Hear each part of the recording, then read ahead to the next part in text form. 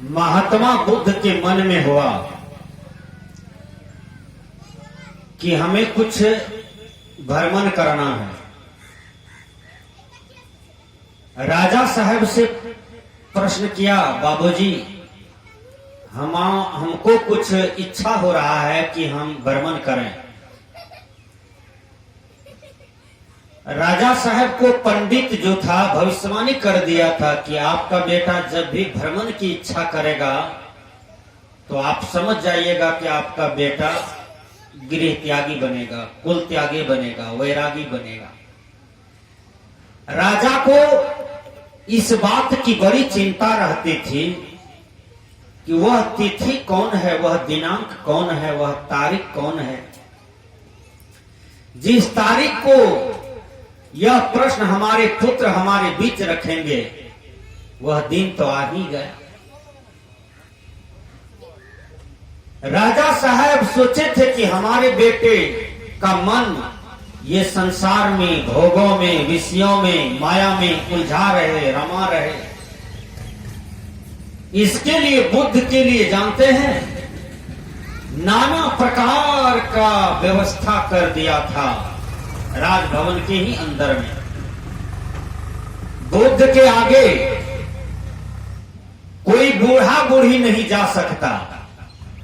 अब विचार कीजिए, बूढ़ा बूढ़ी जाएंगे तब न बुद्ध देखेंगे तो उसको दिमाग में कुछ फोड़बो करेगा, आखिर ये बूढ़ा कैसे है, ये बूढ़ी कैसे। बुद्ध के आगे में कोई बूढ़ा बूढ़ी नहीं जा सकता था, कोई रोगी नहीं, कोई दुखिया नहीं। और बुद्ध को किसी वृक्ष का पका हुआ पत्ता पर भी दर्शन नहीं पड़े। यानी जो चीज दुखकर हो, हानिकर हो, घाटा वाला हो, वह बुद्ध के सामने में नहीं जा सकता। यह राजा का आदेश था। बुद्ध के लिए विश्व सुंदरियों की व्यवस्था, परियों की व्यवस्था, नाच रंगों की व्यवस्था, सुंदर भोजन की व्यवस्था, सुंदर आसन की व्यवस्था, सुंदर नारी की व्यवस्था, सब चीज सृष्टि का जितना भी सुंदर सुंदर चीजें थी, सब चीज बुद्ध के लिए व्यवस्था थी। अब विचार कीजिए, जब बुद्ध का समय आया तो उसके दिमाग में हुआ कि ये संसार के जितने भी भोग विलास हैं, मैं तो बहुत दिनों से इसको भोग रहा हूं, लेकिन तृप्ति कहां मिल रही है, शांति कहां मिल रही है। उसके मन में आया कि मैं कुछ भ्रमण करूं, विहार करूं, देश दुनिया देखूं। अपने पिताजी से कहते हैं, पिताजी हमें दुनिया देखने की अभिलाषा हो रही है, इच्छा हो रही है। राजा को दिमाग में ठहक गया कि पंडित ने भविष्यवाणी किया था कि जब आपका बेटा कहेगा कि मुझे भ्रमण की इच्छा हो रही है तो समझ जाइएगा कि आपका बेटा कुल त्यागी बनेगा, गृह त्यागी बनेगा, पक्का साधु बनेगा। राजा को अब डर हो गया कि हमको तो पुतहू है, एक पोता भी है, और ये भ्रमण की इच्छा कर दी, इसका मतलब है कि होनी का समय आ गया। कबीर साहब ने कहा, करम गति चारे नाही टरी। बड़ी सुंदर कबीर साहब ने कहा। और अंतिम पंक्ति में है कि होनी होके रही। राजा साहब का मन दुखित हो जाता है। राजा कहते हैं, लगता है होनी में जो होना है वह समय आ गया है। राजा एक सारथी को कहते हैं, रथ की तैयारी करो, लेकिन सारथी को बहुत बात कह दिए थे राजा कि देखना, इसके मन में किसी भी प्रकार की खटका नहीं होना चाहिए, किसी भी प्रकार की ठेस नहीं पहुंचना चाहिए। ऐ सारथी, तुम बहुत चालाक हो, तुमको हम भेज रहे हैं इनके साथ में, तुम बहुत चालाक हो, इनको किसी भी प्रकार की दुख, कष्ट, पीड़ा और अनावश्यक निर्विषय का सीन, योग का सीन, राम का सीन, भगवान का सीन, ये सब इनके सामने में नहीं दिखाई पड़ना चाहिए। तुम इसको राग विषय, इसके तरफ इसको रथ ले जाना ज्यादातर, ताकि इनको वैराग नहीं होवे। देखिए बुद्ध रथ पर बैठते हैं, अचानक 1 किलोमीटर दूर जाता है, एक घना जंगल आ जाता है। जंगल जब आ गया, उसके सामने में एक रोगी दवाई के लिए और भोजन के लिए चिल्ला रहा था। अभी भी आप बड़े बड़े हॉस्पिटल जाइए, वहां जो पैसे की जिसको कमी है, ऐसे दुखिया दवाई के बिना, भोजन के बिना, व्यवस्था के बिना चिल्ला चिल्ला करके मर जाते हैं। आप लोग भले नहीं देखे हैं, लेकिन हम देखे हैं, मरते हुए हम देखे हैं, क्योंकि हम बच्चे से पूर्णिया आश्रम में रहे, तो हमको लाइन बाजार का बहुत काम पड़ता था, तो जाते थे। और लाइन बाजार जब जाते थे तो कोई न कोई छोटा छोटा मोटा मेडिसिन अपने देह के लिए भी सरकारी अस्पताल चले जाते थे। तो सरकारी अस्पताल जाते थे तो 5 मिनट पर, 10 मिनट पर कोई न कोई लाश को देखते थे। एक्सीडेंट वाला लाश, बीमारी वाला लाश, केस मुकदमा वाला लाश, भाई जो मार दिया कपार पर ये लाश, ढेर ढेर प्रकार की लाश हम देखे हैं। इसलिए हम लोगों का भक्ति पक्का है, वैराग पक्का है, और भगवान का भजन पक्का है, गुरु भक्ति पक्का है। संसार में सब कुछ मिट्टी के ढेले के समान दिखाई पड़ रहा है। विचार कीजिए, हमको, मैं और की बात नहीं कर सकते हैं, संसार में जितने भी चीजें हैं वो सब हमको मिट्टी के ढेले के समान दिखाई पड़ता है। जैसे खेत में ढेला पड़ा हुआ है, अब किसी को आसक्ति है कि ये ढेला उठा के पॉकेट में रख ले, झोला में रख ले, है क्यों ना मोह ढेला से। उसी प्रकार ये संसार से मुझे कोई मोह नहीं। मुझे इतना जरूर ज्ञान हो गया उस लाश को देख करके कि एक दिन यही दुर्दशा मेरा भी होगा, और सबका हो रहा है। विचार कीजिए, तो हम देखे हैं, बड़े बड़े लाश देखे हैं रोड पर, मोटरसाइकिल घलटा हुआ है, और आदमी हेलमेट गिरा हुआ है, अपना मरा हुआ है, ये लाश भी देखे हैं। चरचक्का जा रहा था, ट्रक से टकराया, सब आदमी का पचखरा उड़ गया, गाड़ी भी उड़ गया, तो ये सब भी देखे हैं। मन में पूरा वैराग है, वैराग की आंधी है, कहीं दिक्कत नहीं है। तो विचार कीजिए, तो ये सब देखने से मन में वैराग होता है, सबको होता है, लेकिन कोई विषय से ढक जाता है, फिर भोग की आंधी में फिर बहक जाता है, फिर आवरण पड़ जाता है उस पर, और फिर उसको दिमाग में यही होता है कि हम जो हैं तो वही हैं, जैसा हैं वैसे रहेंगे, और जहां हैं वहीं रहेंगे। इसी को आवरण कहा जाता है। विचार कीजिए, तो भगवान बुद्ध के सामने में एक रोगी दवाई के लिए चिल्ला रहा था और भोजन के लिए चिल्ला रहा था। बुद्ध के अंदर में दया आ जाता है। बुद्ध कहते हैं, अरे सारथी रथ रोको, रथ रोको, सारथी रथ रोको। सारथी तो पढ़ाया था न राजा का कि दुखिया है, दुखिया संसार में जो चीज मतलब अनासक्त बनावे वो चीज बुद्ध को दर्शन नहीं होना चाहिए। सारथी जोर से रथ को स्पीड करना चाहते हैं, लेकिन बुद्ध ने कहा मेरा आदेश है तुम रथ रोको। जब रथ रुकता है, बुद्ध रथ को छोड़ करके चले जाते हैं, उस दुखिया को उठा करके गले लगाते हैं और पूछते हैं तुम कौन हो, तुमको क्या हुआ है? कहा मैं दुखिया हूं, मुझे रोग है देह में, मैं दवाई के लिए चिल्ला रहा हूं, दवाई के लिए मर रहा हूं, मेरे पास पैसे नहीं हैं, मेरे पास कोई हेल्पर नहीं है, मुझे सहयोग करने वाला कोई नहीं है, और मैं दुखिया तो हूं, रोगी तो हूं, लेकिन 2 रोज से भूखा हूं, मुझे खाने के लिए कुछ दीजिए ना। कौन है आप? बुद्ध के पास में चना था, गुड़ था। बुद्ध ने चना और गुड़ को निकाला और उस रोगी को दिया, और कहता है कि अरे दुखिया तुम दुखी कैसे हो गया?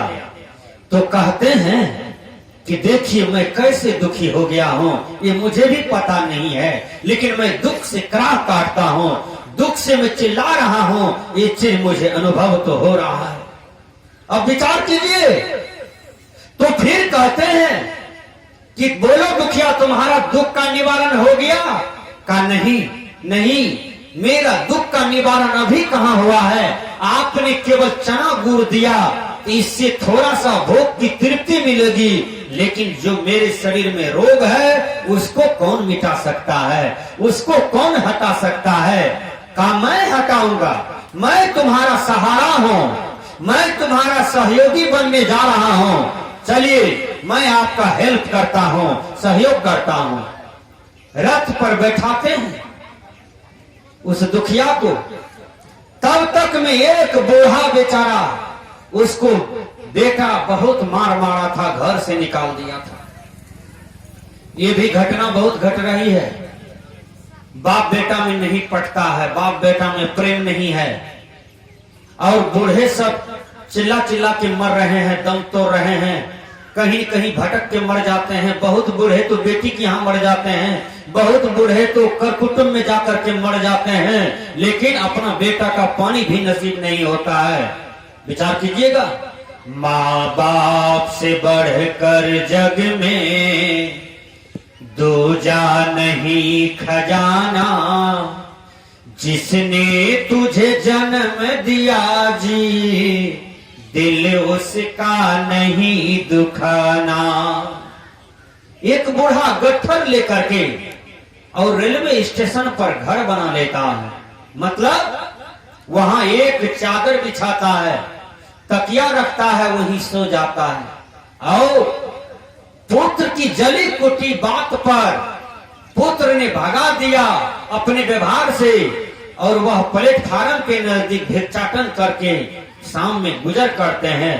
और 2-3 महीना गुजर किया, फिर भी बेटा का दिल देखिए कितना पत्थर का था कि अपने पिताजी का खोज नहीं किया। वो बूढ़ा के देह में शक्ति नहीं था कि पेट में कमा करके अन्न देता। जब शक्ति था तो पुत्र को कमाया, पुत्री कमाया, पत्नी का मेंटेनेंस किया, खेत कमाया, पैसा कमाया, मकान कमाया। लेकिन जब भोगने की बारी आई तो ऐसा कंस बेटा आया, ऐसा रावण बेटा आया कि अपने ही बाप को घर से बैला दिया, अपने ही बाप को घर से हटा दिया। बेचारा भिक्षाटन करता है और शाम में गुजर बसर करके सो जाता है। कोई भी आते हैं 4 ना 8 ना 1 टका दे देते हैं उसके देह पर, वो बेचारा विलाप करके जीवन जी रहा है। और 2-3 महीना के बाद वह बीमार पड़ता है, वहीं पर मेडिसिन के बिना, व्यवस्था के बिना बेचारा वहीं तकिया के पास दम तोड़ देता है, वह मर जाता है। जब मर जाता है तो प्रशासन के द्वारा खबर हुआ कि आपका बाप मर गया। तब देखिए संसार के लोग कैसे दौड़ते हैं, कर कुटुंब कैसे दौड़ते हैं। कर कुटुंब, रिश्ते नाते और अपना बेटा भी दौड़ करके आया, केवल लाश को ले गया और उसको जला दिया। तब पूरी बुनिया रसगुल्ला का भोज किया।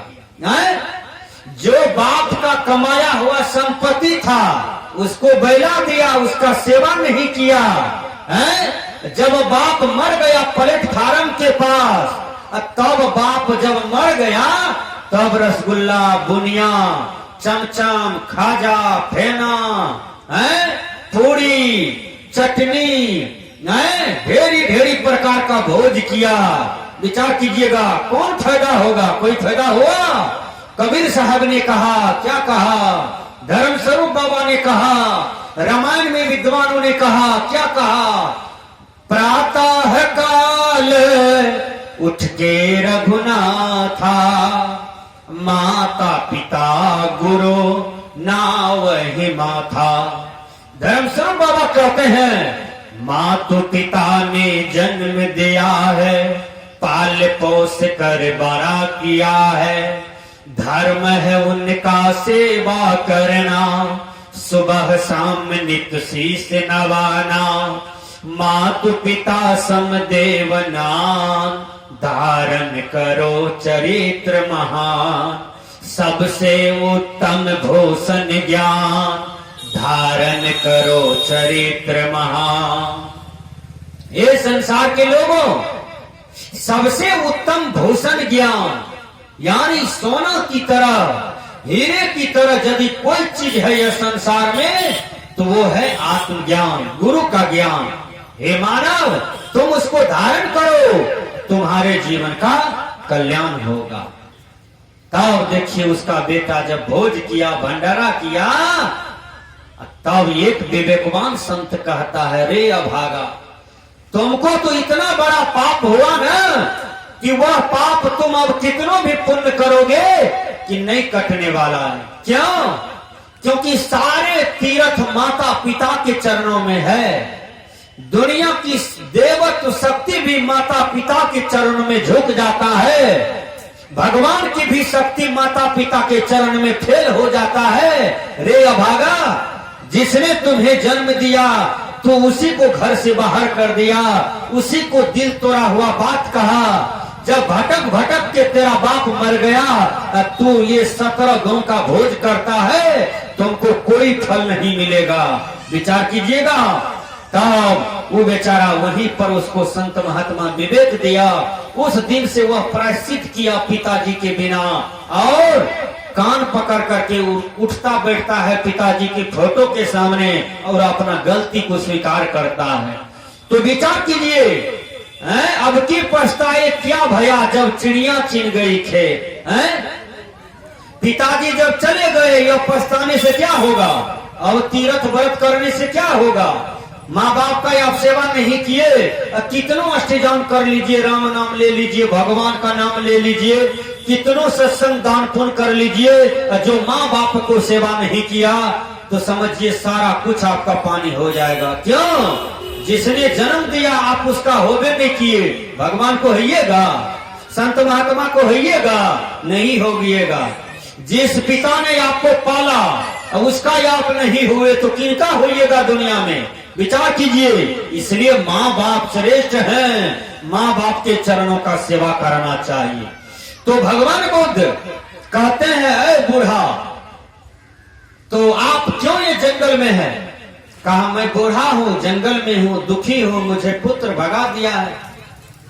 कहा, आपको क्या चाहिए? कहा, हमको रहने के लिए चाहिए, व्यवस्था चाहिए, भोजन चाहिए। कहा, ठीक है। तो आप बूढ़ा कैसे हो गए? कहा, ये बात मैं बताऊंगा, मैं बूढ़ा कैसे हो गया, इस चीज को मैं भी नहीं जानता हूँ, मैं कैसे बूढ़ा हो गया। बुद्ध ने कहा, आप मुझे जवाब दीजिए, आप बूढ़ा क्यों हो गए? दाढ़ी पक गया, बाल पक गया, आपका रूप झड़ गया, आपका बल झड़ गया, आपका ताकत झड़ गया, कहाँ कुछ है आपके देह में, आपको थर थर कांप रहे हैं। कहा, मैं भी नहीं जानता हूँ कि मेरा जवानी कई बज के कई मिनट में हमसे चला गया। देखिए, वो बूढ़ा कहता है, हे बुद्ध, मैं भी नहीं जानता कि मेरा जवानी कई बज के कई मिनट में हमको छोड़ के चला गया, देख लीजिए। तब कहते हैं, अच्छा ठीक है, आप भी मेरे रथ पर बैठिए। एक तो दुखिया था, रोग से चिल्ला रहा था, ये बूढ़ा इसको घर से भगा दिया था, ये भी दुख से कराही काट रहा था।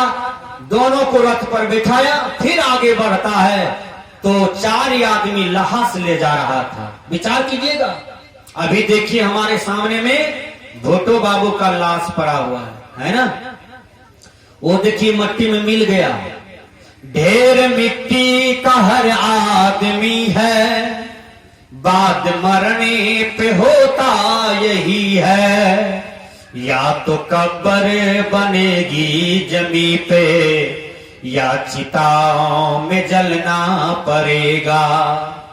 मनुष्य जब मर जाता है तो उसका 3 गति होता है, या तो गाड़ दीजिए शरीर को, या तो फेंक दीजिए, या तो जला दीजिए। यही ना होता है, 3 चीज होता है। तो कोई पानी में फेंक देता है, कोई मट्टी में गाड़ देता है, और कोई जला देता है। यही 3 गति होता है शरीर का। देखिए, तो लाश जा रहा था, 4 आदमी उठा करके। बुद्ध कहते हैं, सारथी रथ रोको, रथ रोको। रथ रोका, सारथी भी समझ गया कि राजा का एक भी बात यहाँ काम नहीं कर रहा है। राजा हमको सिखा पढ़ा के भेजा है, लेकिन काम नहीं कर रहा है, कोनो काम यहाँ नहीं कर रहा है राजा का सूत्र। रथ जब रुका तो कहा, सारथी ये कौन है? कहा, ये मुर्दा है। कहा, ये 4 आदमी चिल्ला क्यों रहा है? राम नाम सत्य है, सबका यही गत है। कहा ये बात बोली जाती है जब कोई मर जाता है ना, तो यही दो बात बोली जाती है कि राम नाम सत्य है, सबका यही गत है? केवल संसार में सत्य है तो वो क्या है? वो राम नाम है, वो आत्मा है, जो आपके अंदर में बोलता पुरुष है वही राम है, वही नाम है, वही सत्य है। बाइबल में आया truth is God and God is truth, सत्य ही परमात्मा है और परमात्मा ही सत्य है। कबीर साहब ने कहा साच बराबर तप नहीं, झूठ बराबर पाप, जाके हृदय साच है, ताके हृदय आप। कबीर साहब कहते हैं कि सच के समान कोई तपस्या नहीं, झूठ के समान कोई पाप नहीं, और जिसका हृदय साफ है, सुथरा है, किसी भी प्रकार की विकार नहीं है, हृदय में मलिनता नहीं है, दाग नहीं है, कचरा नहीं है, ताकि हृदय आप, उसी हृदय में परमात्मा का, भगवान का, गुरु का विराजमान रहता है, विराजमान होता है। वही हृदय, वही आत्मा परमात्मा साक्षात्कार हो जाता है, वही आत्मा महात्मा हो जाता है, वही आत्मा परमात्मा हो जाता है, जिस आत्मा पर विकार नहीं है, आवरण नहीं है, किसी भी प्रकार की भोग की दाग नहीं है, वही आत्मा परमात्मा हो जाता है। तो कबीर साहब कहते हैं जाके हृदय साच है, ताके हृदय आप मतलब परमात्मा, आप मतलब भगवान, आप मतलब सदगुरु का वही आत्मा को इतना बड़ा विशेषण मिल जाता है। तो बुद्ध कहते हैं ये कौन है सोया हुआ? कहा हजूर ये सोया हुआ नहीं है, ये मर गया। कहा मर गया? कहा रथ रोको। वो रोगी से कहता है रोगी तुम रोगी कैसे हुआ? यदि तुम रोगी हुए हो तो हम भी रोगी हो जाएंगे। तो रोगी कहता है हाँ बेटा, रोगी सब हो जाता है। भगवान बुद्ध को दिमाग में बिजली का करंट लग गया तुरंत। कहा रोगी सब हो जाता है, हम भी हो जाएंगे। कहा तब क्या गारंटी है रोगी कौन हो जाएगा? बड़ा बड़ा प्रोफेसर रोगी हो जाता है, इंजीनियर रोगी हो जाता है, प्रधानमंत्री रोगी हो जाता है, राष्ट्रपति रोगी हो जाता है, मुख्यमंत्री रोगी हो जाता है, मुखिया जी रोगी हो जाता है, सरपंच साहब रोगी हो जाता है, समिति जी रोगी हो जाता है, राजा रोगी हो जाता है, गरीब रोगी हो जाता है, रोगी कोई भी हो जाता है, रोग किसी को भी पकड़ लेता है। कहा ऐसी बात है, हम राजा हैं, राजा के बेटा हैं,